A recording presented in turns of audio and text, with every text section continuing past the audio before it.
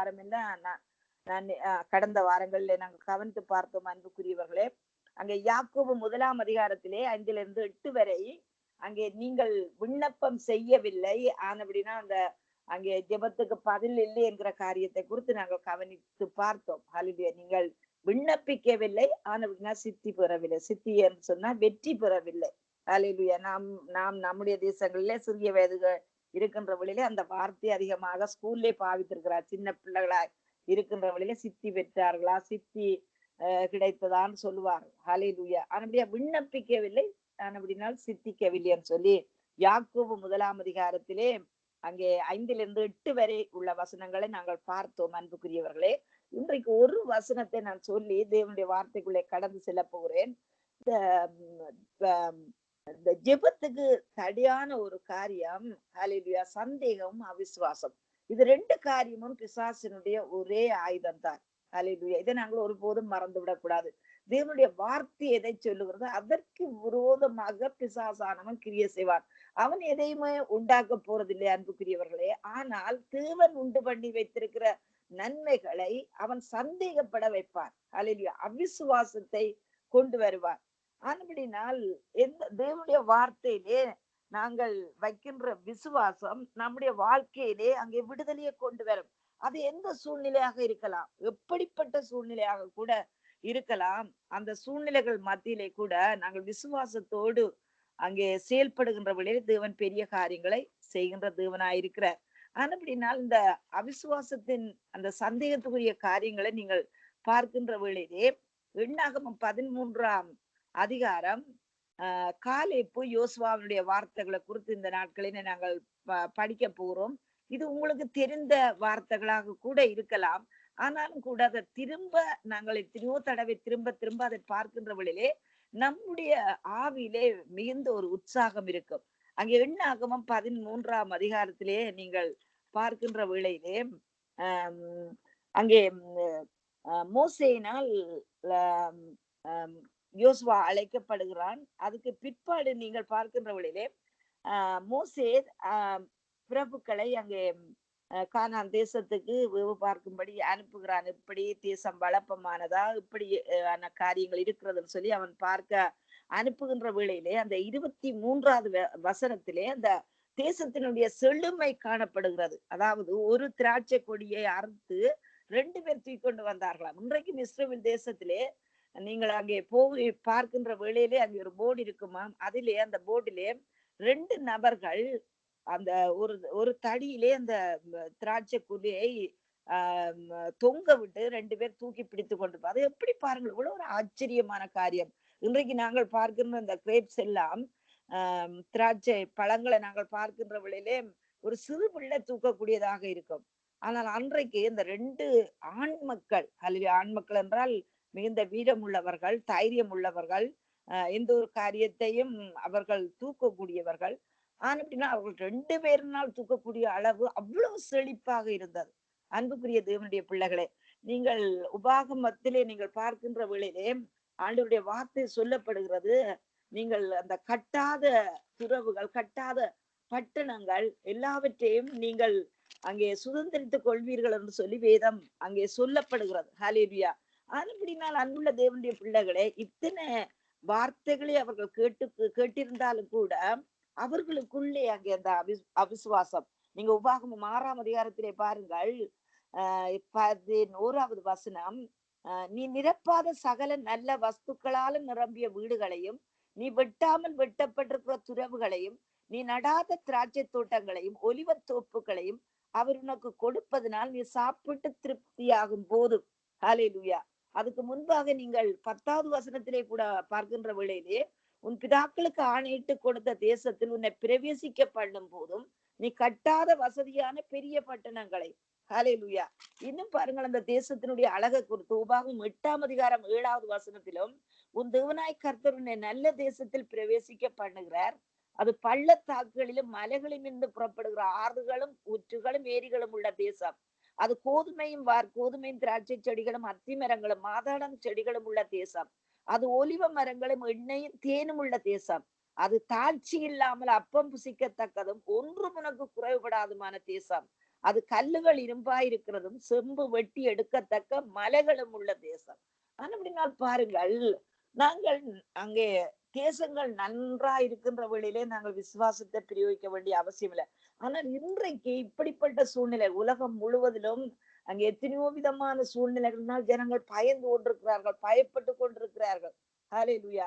அந்த அப்படிப்பட்ட சூழ்நிலைகளிலே தான் நாங்கள் விசுவாசத்தை அந்த விசுவாசத்தை பிரசங்கிக்கவும் வேண்டும், விசுவாசத்தை நாங்கள் விசுவாசிக்கவும் வேண்டும், விசுவாசத்தை நாங்கள் அப்ளை பண்ணவும் வேண்டும். அன்புக்குரிய தேவனுடைய பிள்ளைகளே, அங்கே எபேசியருக்கு சொல்லப்படுகிறது, அங்கே கிருபையினால் விசுவாசத்தை கொண்டு நீங்க ரட்சிக்கப்பட்டீர்கள். அங்கே விசுவாசத்தை கொண்டு சொல்லுகிற வேளையிலே கிருபையும் அவர்தான் கொடுக்கிறது ஐயா, விசுவாசமும் அவர்தான் கொடுக்கிறார். ஏனென்றால் அவர் விசுவாசத்தை தொடக்கிறவர், அவர்தான் முடிக்கிறவருமாயிருக்கிறார். ஆனா நமக்குள்ளே நீங்கள் பார்க்கின்ற வேளையிலே ரோமருக்கு எழுதின நிருபத்திலே சொல்லப்படுகிறது, அவனவனுக்கு பகிர்ந்து அளித்த அந்த விசுவாச அளவின்படி எல்லோருக்கும் தேவன் விசுவாச அளவு கொடுத்திருக்கிறார். ஹalleluya. ஆனா அந்த விசுவாசத்தை நாங்கள் பெருக்க பண்ண வேண்டும். எப்படி பெருக்க பண்ணலாம்? தேவனுடைய வார்த்தையை படிக்கின்ற வேளையில இப்படிப்பட்ட சூழ்நிலையில தேவன் எப்படியெல்லாம் அற்புதம் செய்தார், இப்படிப்பட்ட நெருக்கமான சூழ்நிலைகளிலே தேவ பிள்ளைகளுக்கு எப்படி அற்புதம் செய்தார், அப்படிப்பட்ட வார்த்தைகளை படிக்கின்ற வேளையிலே தேவன் எனக்கும் அற்புதம் செய்தார், இதே அற்புதத்தை தேவனால் செய்ய முடியும் என்று சொல்லி நாங்கள் விசுவாசிப்போம். ஹalleluya.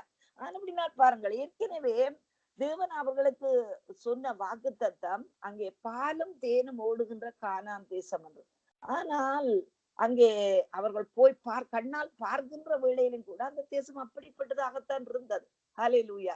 ஆனால் இவர்களுக்குள்ளே ஒரு அவிசுவாசம். ஹalleluya. அதாவது பாருங்கள், தேவன் சொல்லுகின்ற வார்த்தையை அங்கே அதற்கு விரோதமாக செயல்படுகிறதான் அவிசுவாசம். ஹalleluya.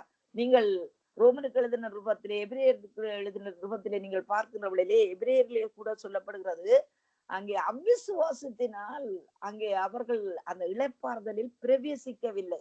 அல்லது இன்றைக்கு அன்புக்குரிய தேவனுடைய பிள்ளைகளே, உலகம் முழுவதும் எப்படிப்பட்ட சூழ்நிலைகளா இருக்கலாம், பொருளாதார கஷ்டங்களா இருக்கலாம், பிள்ளைகளுடைய காரியங்களாக கூட இருக்கலாம், வேலைகள் பிரச்சனைகளாக கூட இருக்கலாம். எப்படிப்பட்ட சூழ்நிலைகளாக இருந்தாலும் கூட தேவனே தேவனுடைய வார்த்தைகளை நீங்கள் விசுவாசிக்கின்ற வழியில் தேவன் பெரிய அற்புதங்களை செய்வார். ஹalleluya. அப்படின்னாத்தான் பாருங்கள், அங்கே மார்த்தாள் மரியாளுடைய காரியங்களிலே கூட மார்த்தாளுக்கு சொல்லுகிறார் ஆண்டவர், ஹalleluya, நான் உனக்கு சொல்லவில்லையா, நீ விசுவாசித்தால் தேவனுடைய மகிமையை காண்பாய். இன்றைக்கும் அன்புக்குரிய தேவனுடைய பிள்ளைகளை தேவன் நம்முடைய வாழ்க்கையிலே ஆவியிலே அவர் சொல்லுகின்ற காரியம், சூழ்நிலைகள் எதுவா இருந்தாலும் கூட சோர்ந்து போகக்கூடாது. ஹalleluya. தேவனுடைய வார்த்தையை நாங்கள் விசுவாசிக்க வேண்டும். தேவன் சொன்ன வார்த்தையை திரும்ப திரும்ப பாருங்கள், இருதயத்திலே இருப்பது மட்டுமல்ல, அதை நீங்க கையால் எழுதி பாருங்க. எழுதுகின்ற வேளையில கூட அந்த வார்த்தைகளை இருதயத்திலே பதியும். ஹalleluya. வாயிலே சொல்லுகின்ற வேளையில இருதயத்திலே விசுவாசிக்கப்படும், வாயினால் அறிக்க பண்ணப்படும். அப்பொழுது நீங்க சொல்ல சொல்ல சொல்ல உங்களுடைய இருதயத்திலே விசுவாசம் எழும்பும். அப்படின்னா பாருங்கள், இவர்கள் இப்படிப்பட்ட அங்கே ஆசீர்வாதங்களை பார்த்திருந்தாலும் கூட, அந்த சூழ்நிலைகளை பார்த்திருந்தாலும் கூட அங்கே அவர்கள் அவிசுவாசமாக செயல்பட்டார்கள். ஹalleluya. அங்கே சொல்லப்படுகிறது பாருங்கள், 28வது வசனத்திலே, ஆனாலும், ஹalleluya, அதாவது இப்படிப்பட்ட ஒரு ஆசீர்வாதமாக இருந்தாலும் கூட ஆனாலும் அது சத்ருவான சொன்ன காரியம். ஹalleluya. சத்ருவானவனால் சொல்லப்பட்ட காரியம். அங்கே ஜனங்கள் பாருங்கள் எப்படிப்பட்ட காரியங்களை அங்கே அவர்கள் விசுவாசிக்கிறார். ஹalleluya. தேவன் சொன்ன வார்த்தையை விட்டு சத்ருவான சொன்ன பொய்களை அவர்கள் நம்பிக்கொண்டிருந்தார்கள். எப்படி பாருங்கள், அங்கே ஆனாலும் அந்த தேசத்தில் குடியிருந்த ஜனங்கள் பலவான்கள், பட்டணங்கள் அரணிப்பானவர்களும் மிகவும் பெரியவர்களுமாயிருக்கிறது. அங்கே ஏனாக்கின் குமாரரையும் கண்டோம். இங்க திராட்சை பழத்தை கண்ட இந்த ஜனங்கள் அங்கே அடுத்த கண் அவர்களுக்கு எங்கே போகிறது, ஏனாக்கின் புத்திரரை கண்டோம். ஹalleluya. அடுத்தது பாருங்கள், அமலேக்கியர் தென்புறமான தேசத்தில் குடியிருக்கிறார்கள், ஏத்தியரும் எபூசியரும் எமோரியரும் மலைநாட்டில் குடியிருக்கிறார்கள், கானானியர் கடல் அருகேயும் யோர்தான் அண்டையிலும் குடியிருக்கிறார். பாருங்கள் எப்படிப்பட்ட, அதாவது இவர்கள் எல்லாம் எங்களுக்கு விரோதமாக இருக்கிறார். இதை சொல்ல வேண்டிய அவசியமே இல்லை. ஹalleluya. போய் பார்த்தார்கள், அந்த பழங்கள் கனிகள் எல்லாம் நல்ல விளப்பமா இருக்கிறது, நல்ல ஆசீர்வாதமா இருக்கிறது சொல்ல வேண்டியதானே. ஆனால் இவர்களுடைய பார்வை எங்கே இருக்கிறது அன்புக்குரிய தேவனுடைய பிள்ளைகளே? அங்கே தேவன் கொடுத்த அந்த நல்ல தேசத்துக்கு மேலாக அந்த சத்துருவைத்தான் அவர்கள் பார்க்கிறார்கள். இந்த இடத்திலே பாருங்கள், தாவீதின் கோலியாத்தை நாங்கள் பார்க்கின்ற வேளையிலே, தாவீது பாருங்கள் கோலியாத்தை பார்க்கவில்லை, கோலியாத்துக்கு பின்னாக தேவன் நிற்கிறதை பார்த்தார். ஹalleluya. தேவன் செய்த செயல்களை பார்த்தார். தேவன் தன்னுடைய வாழ்க்கையில செய்த அற்புதங்களை அவர் பார்த்தார். ஒரு விசை அங்கே கரடியும் இன்னொரு விசை சிங்கமும் அங்கே வந்திருந்த வேளை தன் கரத்தால் கிழித்து போட்ட வேளையிலே தேவன் செய்த அந்த வல்லமை அவர் நினைவு கூர்ந்தார். ஹalleluya. ஆனால் இங்கே இவர்கள் பாருங்கள், ஒருவர் அல்ல இருவர் அல்ல, அங்கே அவன் தாவீது ஒருவனாய் நின்று அந்த விசுவாசத்தோடு செயல்பட்டார். இங்கே பாருங்கள் 12 பேர். ஆனா அந்த 12 பேரும் ஒன்றாக கூடி இருக்கவில்லை. ஹalleluya. எங்கே இணக்கம் இருக்கிறதோ, எங்கே ஒற்றுமை இருக்கிறதோ, அங்கே விசுவாசம் செயல்படும். ஹalleluya. இங்கே 10 பேர் ஒன்றாக கூடி நிற்கிறார்கள். இந்த 2 பேர் காலேப்பும் யோசுவாவும் ஒரு புறம் நிற்கிறார்கள். இவர்கள் சொல்லுகின்ற காரியம் பாருங்கள். அப்பொழுது காலேப் மோசேக்கு முன்பாக ஜனங்களை அமர்த்தி, நாம் உடனே போய் அதை சுதந்திரித்துக் கொள்வோம், நாம் அதை எளிதாய் ஜெயித்துக் கொள்ளலாம் என்றார். இவர்கள் சொல்லுகிற வழியில புறையா கொஞ்சம் சொல்லிவிட்டு அவன் அதை இடைநிறுத்தி, ஹalleluya, அவிசுவாசமாக ஜனங்கள் பேசுகின்ற வேளையிலே காது கொடுத்து கேட்க கூடாது ஐயா. ஹalleluya. அதை காது கொடுத்து கேட்கின்ற வேளையில அது காது வழியா நம்முடைய இருதயத்துக்குள்ள தான் போகும். அனுபவத்தின் ஆண்டவர் சொன்னார், ஹalleluya, காது உள்ளவன் கேட்க கடவன். நீங்க கேட்கிற அங்கே விதத்தை குறித்து கவனியுங்கள் சொல்லப்படுகிறது. ஹalleluya. எச்சரிக்கையா இருங்கள். அவன் அதை இடைநிறுத்தி, ஏனென்றால் அவனுக்குள்ளே ஏற்கனவே அவன் ஜெயித்து விட்டான். ஹalleluya.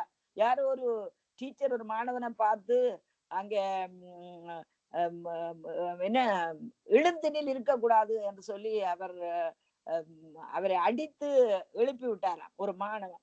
அவன் சொன்னானா, நீ எழுப்பி விட்டாலும் கூட நான் உள்ளுக்குள்ள நான் இருந்து கொண்டுதான் இருக்கிறேன். ஹalleluya. அதே போலதான் பாருங்கள் அன்புக்குரிய தேவனுடைய பிள்ளைகளை, வெளிப்பிரகாரமாக இன்றைக்கு வார்த்தைகளை அங்கே மற்றவர்கள் சொல்லுகின்ற வார்த்தைகளை நாங்கள் கேட்பதை விட்டு இருதயத்திலே தேவன் சொன்ன வார்த்தையை நாங்கள் ஏற்றுக்கொண்டு அதிலே நிற்க வேண்டும்.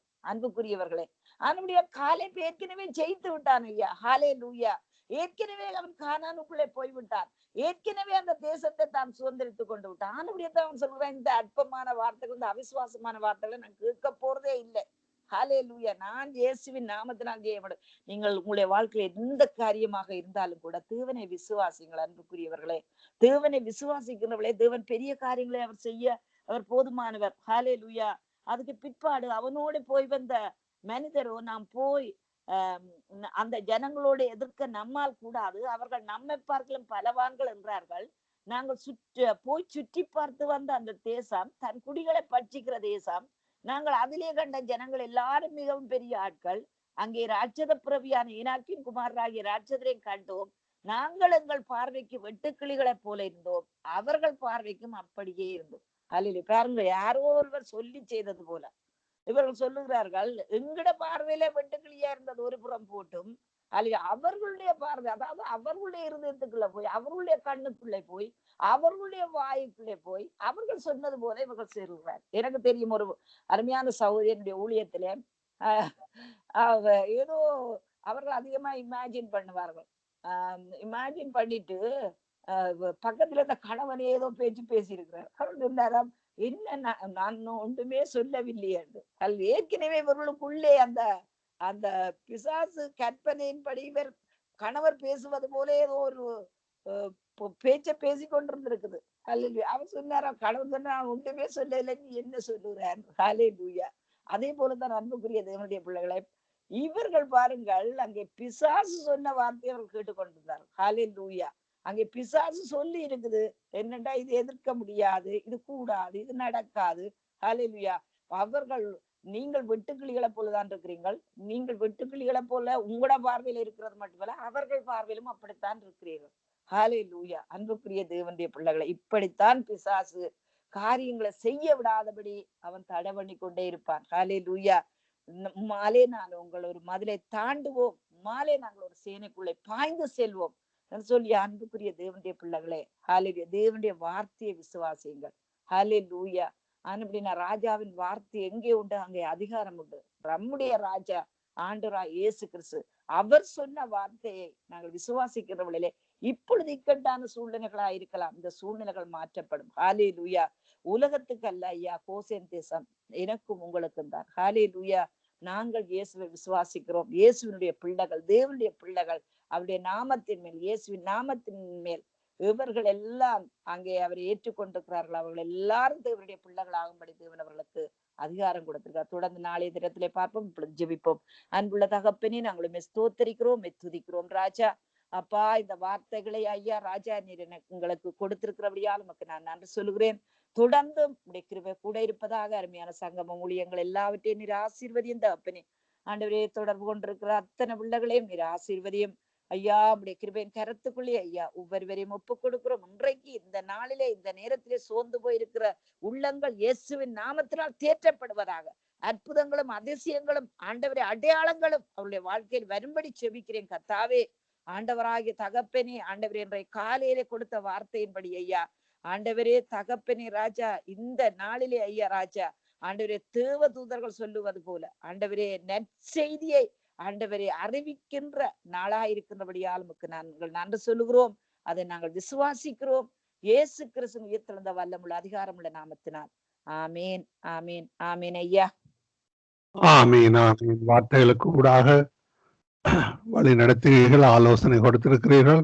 ஆம், நாங்கள் ஜெபிக்கின்ற பொழுது, நாங்கள் ஒரு காரியத்துக்கு போகின்ற பொழுது என்ன காரியமா இருந்தா என்ன, நாங்கள் எல்லாவற்றுக்கும் அப்ளை பண்ண வேணும், விண்ணப்பம் பண்ண வேணும். எங்களுக்கு நாங்கள் எந்த ஒரு வேலைக்கு இந்த உலகத்துல போனாலும், பாடசாலையா இருந்தா என்ன, வேலையா இருந்தா என்ன, எந்த காரியமா இருந்தாலும் நாங்கள் அந்த காரியத்துக்கு விண்ணப்பம் பண்ண வேணும், அப்ளை பண்ணணும். அப்ளை பண்ணா தான் கிடைக்கும். அவர்களுக்கு தெரியும், கவர்மெண்ட்டுக்கு தெரியும் உங்களுக்கு காசு வேணும் என்று. ஆனால் தான் அதை பெற்றுக்கொள்ள முடியும். அதே போல ஜெபத்திலே நாங்கள் கர்த்தரை கேட்கின்ற பொழுது கர்த்தர் விண்ணப்பம் பண்ணுகிறோம். ஜெபங்கள் மூலம் அருமையான வார்த்தைகள் எடுத்து வந்தீர்கள். கர்த்தர் தாமே உங்களுடன் கூட இருந்து வழி நடத்துவாராக. நாங்கள் திரும்பமாக நாளை காலை வேளையிலே விடுதலையின் வெளிச்சத்திலே சந்திப்போம். கொடுத்த வார்த்தைகளுக்காக நன்றி கூறிக்கொண்டு இந்த வேளையிலும் விடைபெறுகிறோம். கர்த்தர் பிரதான காரியங்களை வழிநடத்துவாராக. உங்களுக்கு இரவு வணக்கங்களை கூறி விடைபெறுகிறோம். நன்றி அம்மா. God bless you.